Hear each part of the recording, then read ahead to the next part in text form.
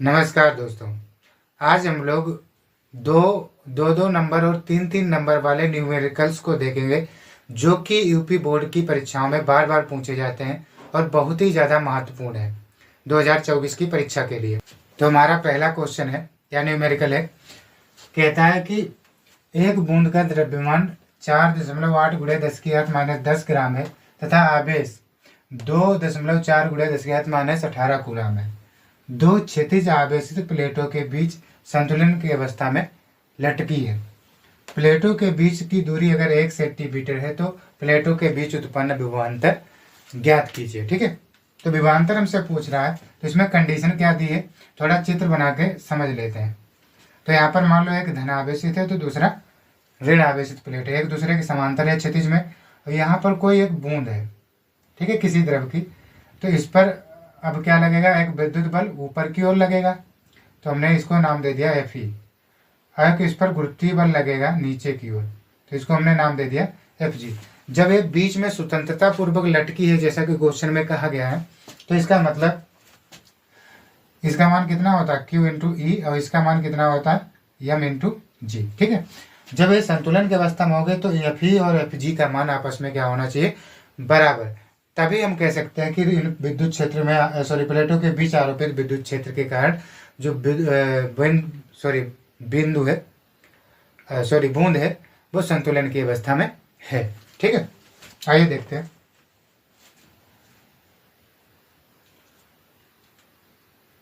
तो सॉल्यूशन हम इसका देखेंगे। प्लेटों के बीच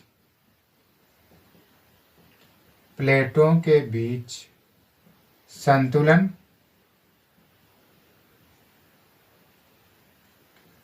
की अवस्था में क्या होगा, Fe जो होता है Fg के बराबर हो जाएगा। क्लियर। और Fe का मान कितना हमने निकाल रखा है Q इंटू ई, और Fg का मान कितना है M इंटू जी। अब हमें दिया क्या क्वेश्चन के अंदर वो भी लिख लेते हैं। इसको समीकरण 1 मान लेंगे। तो यहाँ से दिया क्या, द्रव्यमान यानी स्मॉल m दिया है 4.8 गुणे 10⁻−10 ग्राम। ठीक है, और हमें दिया है आवेश यानी Q की वैल्यू दी है 2.4 गुणे 10⁻18 कूलम। और प्लेटों के बीच की दूरी यानी प्लेटों की बीच की दूरी हम अगर d मान लें तो d 1 सेंटीमीटर यानी 1 गुणे 10⁻−2 मीटर हमें दिया गया। तो ये हम ठीक है मिल रहा है, Q वो भी दिख रहा है, लेकिन d यहाँ पर नहीं पता। पूछा हमसे क्या गया वो भी लिखेंगे, विभवांतर B पूछ रहा है, तो B भी इस सूत्र के अंतर्गत अभी नहीं आ रहा। तो हम क्या कर लेंगे, विभव प्रवणता की परिभाषा से कि E बराबर क्या होता है B बटा D, जो कि एक ही जगह पर हम मान पुट कर देंगे। तो Q गुणे B बटे D समीकरण 1 से और बराबर mg। तो हमें चाहिए क्या भाई, विभवांतर, तो D की इधर गुणा हो जाएगी। तो यानी कि B बराबर mg और गुणे में चला गया D और बटे में क्या आ गया Q। तो भाई मान पर पुट कर लेते हैं। m का मान है 4.8 गुणे 10⁻−10 ग्राम, और g आपको पता होना चाहिए 10 ग्राम 10 होता है, वैसे 9.8 होता है, तो आप चाहे 10 लिख लो या 9.8। ठीक है, गुणे d हमें कितना दिया है 10⁻−2 यानी कि 1 सेंटीमीटर, और q हमें दिया है 2.4 गुणे 10⁻18। तो भाई 24 दूना 48, ये तो गया कट। और घात अगर हम यहाँ पर ध्यान दें तो 12 हो जाएगी, और 12 से ऊपर नीचे घाते जब हम हल करेंगे तो b बराबर क्या निकल के आएगा, ऊपर बचा है 10 और घात नीचे से ऊपर जाएगी तो 12 घात घट जाएगी, तो इसकी घात कितनी बचेगी, +6। तो यानी कह सकते हो 2 गुणे ये 20 हो जाएगा, क्योंकि 10 दूना 20। तो यानी हमारे पास कितना आया, 2 गुणे 10⁻7 वोल्ट। ठीक है, तो इतना हमारा विभव प्लेटों के बीच उत्पन्न होगा। हमारा नेक्स्ट क्वेश्चन है, ये भी काफी इंपॉर्टेंट है। कह रहा है कि 6 माइक्रोफेरेड धारिता के विभव चालक पर विभव 10 वोल्ट से 20 वोल्ट कर देने पर उसकी ऊर्जा में कितनी वृद्धि होगी, ये हमें ज्ञात करना है। ठीक है, तो जो क्वेश्चन में दिया है हम सबसे पहले उसको निकाल कर लिख लेंगे। तो मैं क्या दिया, धाता यानी कि सी 6 माइक्रोफेरड। अब 6 माइक्रोफेरड यानी कि सी 6 माइक्रो का मतलब 10⁻⁻6 फेरड। ठीक है, और विभव दिया हमें बी बराबर यानी B1 10 वोल्ट, और जो B2 दिया है वो 20 वोल्ट। ठीक, दो मान दिए हैं और पूछ रहा है कि ऊर्जा में वृद्धि, तो U का मान हमसे पूछ रहा है। तो यहाँ पर हम क्या करेंगे, ऊर्जा में वृद्धि की बात कर रहा है तो हम डेल यू इसको लिख लेंगे। डेल क्या प्रकट करता है, परिवर्तन को। ठीक है, यानी वृद्धि को। ऊर्जा में वृद्धि, ऊर्जा में कितनी वृद्धि हुई, तो ऊर्जा में हुई वृद्धि कितनी, डेल यू बराबर कितना, यानी 1/2 CV² होता है। और ऊर्जा में वृद्धि होगी कैसे, यानी कि दो ऊर्जाएं होंगी, एक तो इस विभव पर, दूसरी इस विभव पर। तो बाद वाली पर जो ऊर्जा होगी वो कितनी लिखेंगे, 1/2 CV2 का स्क्वायर। ठीक, माइनस इसकी ऊर्जा में से इसकी ऊर्जा घटा देंगे तो ऊर्जा में जो वृद्धि होगी वो हमें पता चल जाएगी। तो 1/2 CB1 का स्क्वायर। समझ में आया, तो यहाँ पर मान रख लेंगे।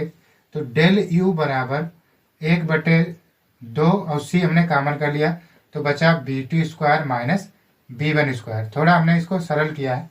ठीक है, अब मान रख लेते हैं। तो 1/2 सी का मान हमें दिया है 6 × 10⁻⁻6, ब्रैकेट में B2 कितना है 20 का वर्ग, और माइनस B1 कितना है 10 का वर्ग। तो यहाँ पर 2 से इसको काट देंगे 3, तो 3 × 10⁻⁻6। समझ में आ रहा, तो 20 का वर्ग भाई कितना हो जाएगा 400, और इसी प्रकार 10 का वर्ग कितना हो जाएगा 100। तो 3 × 10⁻⁻6, और यहाँ पर 100 में से 400 में से 100 गए तो बचे गए 300। तो ये 2 जीरो धनात्मक है, इसकी घात को कम कर देंगे तो 3 3 9, तो 9 × 10⁻⁻ कितना आ गया 4 जूल। तो ये ऊर्जा हमारी इतनी ऊर्जा में वृद्धि होगी। ठीक है, तो हमारा अगला क्वेश्चन है, कह रहा है कि तांबे के मुक्त इलेक्ट्रॉनों का संख्या घनत्व जो है 8.5 × 10⁻28 प्रति घन मीटर है। 0.2 मीटर लंबाई तथा 1 मिलीमीटर स्क्वायर क्षेत्रफल के तांबे के तार से होकर प्रवाहित धारा का मान ज्ञात कीजिए, जबकि 4 वोल्ट की बैटरी जुड़ी है इससे। ठीक है, अब इलेक्ट्रॉनों की गतिशीलता हमें इतनी दी गई है। तो इस क्वेश्चन को समझने के लिए पहले अब क्या करेंगे, जो दिए हुए मान है उनको हम निकाल लेंगे। सबसे पहले उसने दिया इलेक्ट्रॉनों का संख्या घनत्व। ठीक है, तो इलेक्ट्रॉनों को जो संख्या घनत्व होता है, अर्थात हमें इलेक्ट्रॉनों की संख्या दे दी गई है। तो n बराबर कितना दिया है 8.5 × 10⁻⁻28 प्रति घन मीटर। सही है, अब इसके बाद में उसने इसकी लंबाई दी है L बराबर 0.2 मीटर, और क्षेत्रफल दिया है। तो क्षेत्रफल हम क्या कर लेंगे 1 मिलीमीटर स्क्वायर। अब क्षेत्रफल पर वर्ग लगा है तो हम इसको मिलीमीटर को मीटर में बदलेंगे, 10⁻³ करेंगे, लेकिन वर्ग की वजह से कितना हो जाएगा 6 घात। ठीक है, 10⁻6 या 1 × 10⁻6 होकर गुजरता है। बैटरी का वोल्टेज दिया है 4 वोल्ट, और गतिशीलता को हम म्यू कहते हैं, और म्यू का मान दिया है 4.5 × 10⁻6 मीटर स्क्वायर। सही है, metre square volt second. Clear, इतना दिया गया है। तो हमें पूछा क्या गया वो भी लिख लेते हैं भाई। धारा आई क्वेश्चन मार्क है, तो हमें इतना तो पता है कि आई बराबर किसी चालक के लिए NeABD होता है। यहाँ NB दिया, E तो चलो इलेक्ट्रॉन है उसका आवेश हमें पता होता है, AB दिया है, अब BD हमें नहीं मालूम है। ठीक है, तो यहाँ से क्या कर लेंगे हम, BD का मान हमें पता होना चाहिए कितना होता है, सॉरी म्यू बराबर होता है BD/E। ठीक है, म्यू बराबर क्या होता है BD/E। तो हाँ, ये गतिशीलता होती है। अब गतिशीलता की जो परिभाषा है बहुत ज़्यादा इंपॉर्टेंट है, बहुत ज़्यादा पूछी जाती है। तो इसकी परिभाषा क्या होती है अगर आप लिखना चाहना, तो एकांक अगर इसका मान 1 हो जाए कि किसी चालक पर आरोपित विद्युत क्षेत्र एकांक होने पर उसमें उसमें उपस्थित इलेक्ट्रॉनों के अनुगमन वेग को ही उसकी गतिशीलता या उनकी गतिशीलता कहते हैं। ठीक है, फिलहाल वो तो बाद की बात है। तो ये मान यहाँ पर हम लोग पुट कर लेंगे, तो आई बराबर एन ई ए और बी डी की, सॉरी यहाँ से बी डी का मान निकाले तो कितना निकलेगा, तो बी डी बराबर म्यू इंटू ई। तो यहाँ पर म्यू इंटू ई, तो ई का तो मान हमें यहाँ दिया नहीं गया, तो भाई और एक चीज़ लगानी पड़ेगी यहाँ पर कंडीशन, ई बराबर होता है बी बटे एल। तो यहाँ पर रख लो भाई। तो आई बराबर कितना आया, एन ई ए म्यू, तो ठीक है ऐसे रहेगा, और ई की जगह पर बी बटा एल। अब देखो हमें सबके मान इसमें दिए गए पता है, अब आराम से इसमें मान पुट कर सकते हैं। तो एन यानी कि 8.5 गुणे 10 की घात 28 गुणे ई 1.6 गुणे 10 की घात -19 कूलाम होता है, ये पता होना चाहिए। और ए 10 की घात हमें 6 दिया गया है क्वेश्चन में, और म्यू ये दिया है 4.5 गुणे 10 की घात -6, और एन ई ए कितना हो गया, और बी कितना दिया है, विभव 4 वोल्ट। ठीक है, ये दिया है, और बटे में क्या रहेगा हमारा एल, और एल की वैल्यू में दी है 0.2 मीटर। तो यहाँ पर हम क्या करेंगे, इसका दशमलव और इसका दशमलव हटा लेंगे और काट लेंगे, 2 8 16। तो देखते हैं आई बराबर कितना निकल के आया। तो 8 की गुणा 8 पंचे 40 दशमलव लगाया, और 8 गुणा 8 8 64 और 4 68, 68 गुणे घातों की कैलकुलेशन करेंगे तो 28 में 19 जाएगी तो बचेगी 9, और 9 में से -12 घटाएंगे तो बचेगा -3। आप हल कर सकते हो। और इधर इनकी गुणा कर लो तो कितना आएगा, 4 पंचे 20 और 4 चक्कू 16 और 2 18। ठीक, इतना बचा। तो अब भाई इनकी गुणा हो जाएगी, तो आई बराबर 18 8, तो इनकी गुणा हो जाएगी 18 8 144, यानी के 4 हाथ से लगे 14, 18 पंचे 90, 18 सिक्का 108, 108 और हासिल 14 हमारे थे, तो कितने हो जाएंगे 108 और 14 तो 22, 122। ठीक, अब गुणे 10 की घात -3, तो ये हमारी एम्पियर में क्या आ जाएगी, धारा।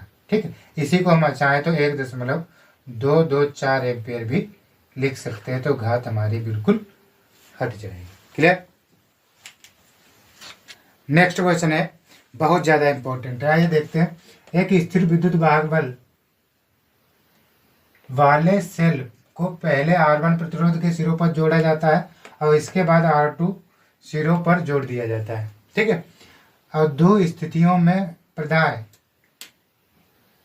प्रदाय शक्ति समान हो तब सेल का आंतरिक प्रतिरोध ज्ञात कीजिए। ठीक है, यहाँ क्या होगा, तो यहाँ पर हम आंतरिक प्रतिरोध के पद में बात करेंगे तो हम क्या निकालेंगे, जो प्रदाय शक्ति या दी गई शक्ति जो है वो कितनी है, मान लेंगे P, और P बराबर एक सूत्र होता है I स्क्वायर इंटू आर। और चूंकि हम लोग जानते हैं कि I बराबर E विद्युत वाहक बल के पदों में, ठीक है, और स्मॉल r भी लाना है तो इतना होता है।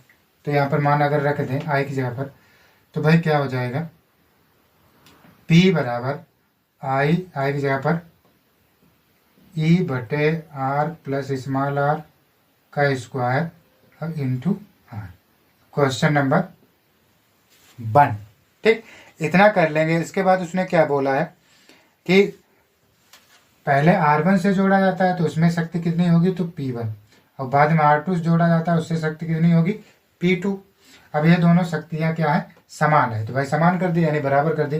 तो P1 के लिए अगर मान लिखेंगे तो कितना होगा, E बटे इसको देख करके R1 प्लस स्मॉल r और ब्रैकेट के बाहर R1, ठीक है, इसका स्क्वायर। इसी प्रकार इधर देखेंगे तो E बटे R2 प्लस स्मॉल r और इंटू R2 इस पर वर्ग। ठीक, इतना कर लेंगे तो यहाँ से हम क्या करेंगे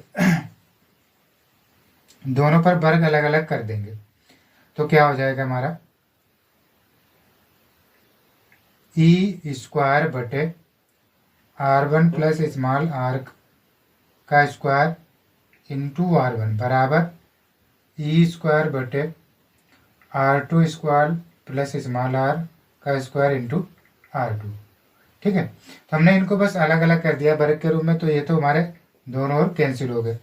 तो इसकी इधर गुणा, तो इस वाले की इधर गुणा हो जाएगी। तो कितना हो जाएगा R2 प्लस R का स्क्वायर इंटू R1। इसी प्रकार इसकी इधर गुणा, तो R2 गुणा में तो R1 प्लस R का वर्ग होल स्क्वायर। ठीक, अब दोनों ओर हम क्या करेंगे वर्ग खोल लेंगे। तो वर्ग खोलेंगे तो क्या होगा ए स्क्वायर यानी कि R2 square plus B square यानी R square plus 2 R2 small R और गुणा में बाहर है R1।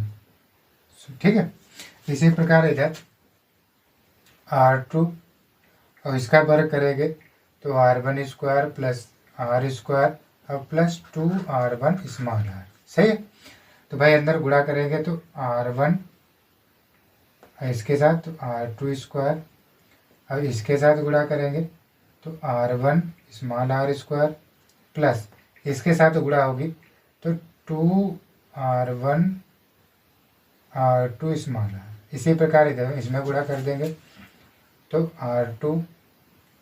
R1 square plus R2 small R square और इसके साथ जब हमारी गुणा होगी तो 2R1 R2 स्मॉल आर। तो ये तो दोनों जाएंगे पद समान होने के कारण दोनों तरफ से कट। तो भाई R1 और R2 स्क्वायर